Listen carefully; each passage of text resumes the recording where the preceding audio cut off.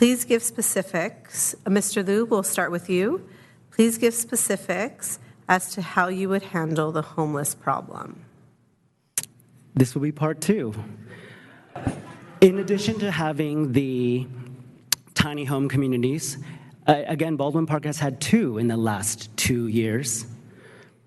I would want to enhance our Family and Teen Resource Center to add resources. Could you imagine if we came together as a community, we had a place to donate clothing and food? And on top of that, local businesses can donate too. Haircuts, meals.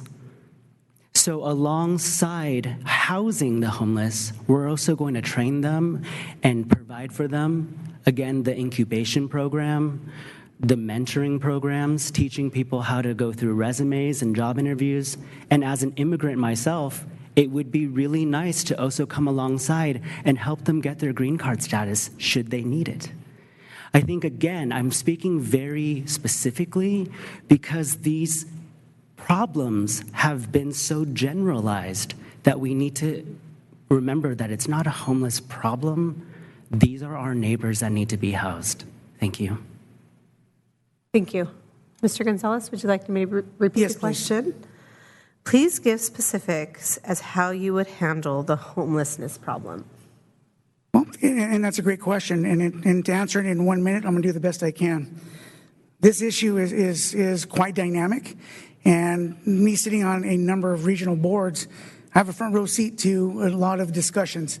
And for us is we know that we did our own city count, which is called CityNet, which is we labeled at 181 homeless folks was the 2022 count. LASA gave us 220 individuals.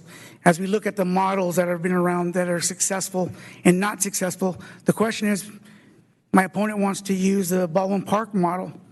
Well, that's fine, but that took Measure H money. And Measure H money now says, if you take our dollar, you take our homeless.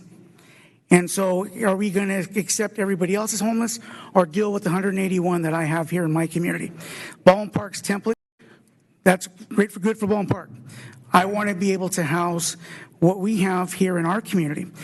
Councilmember Alvarez mentioned the Whittier template. They did it on their own. They financed their own homeless shelter, and now they deal with their own homeless population. That's what I want to do.